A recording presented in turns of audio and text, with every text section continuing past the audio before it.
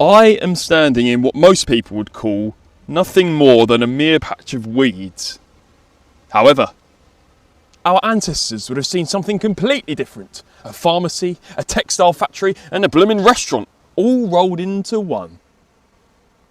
Yes, ladies and gentlemen, I'm talking about stinging nettles, the plant we've all learnt to avoid. But are we missing a trick? Should we take them under our wing just a little bit more? Let's find out, shall we? Come on. From Land's End to John O'Groats, stinging nettles are everywhere in Britain because they are incredibly good at what they do. They thrive in nitrogen-rich soil, which is exactly the kind that you find where humans or animals have been living for generations. So whether it be medieval settlements, old farmhouses or abandoned cottages, to the nettle, these are their playgrounds. I'm not sure if the camera's picking them up, but those tiny hairs are called trichomes. They're tiny hypodermic needles filled with a cocktail of chemicals, including formic acid, which is the same compound that makes ant bites hurt. It's why they sting. It's basically evolution's way of saying, please don't eat me. However, as history says, let's put it like this, our ancestors had other ideas. Before cotton reached Britain, before sheep farming became mainstream, we had nettle cloth. What our brainy ancestors realised was that the stems of these plants contained incredibly strong fibres. And archaeological evidence has revealed that Bronze Age Britons have been weaving nettle cloth for over 3,000 years.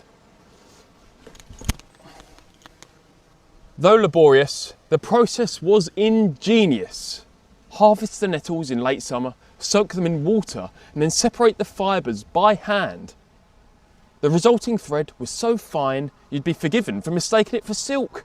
In fact, during World War I, German soldiers still wore nettle uniforms when cotton became scarce. But clothing was just the beginning. Oh yes, medieval Britain ran on nettles, from clothing to medicine, medicine to food. It knew no bounds. Do you ever look at a stinging nettle and just think, come here, get in my tummy, now?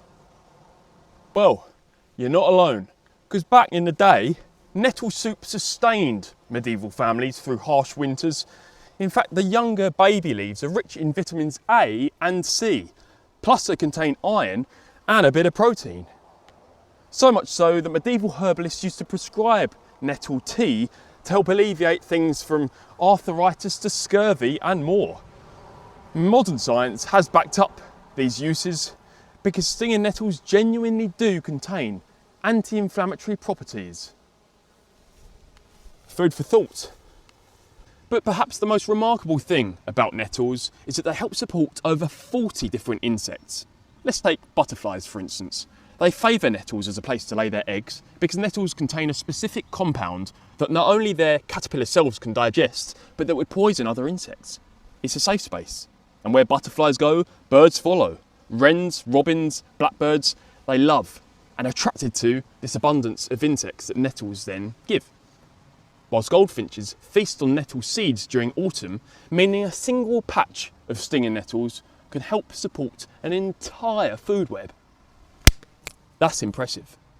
So next time you encounter a patch of nettles, pause before you curse them, because you're looking at a plant that clothed our ancestors, fed them through famines and healed their ailments, and continues to support the very wildlife that makes our countryside beautiful.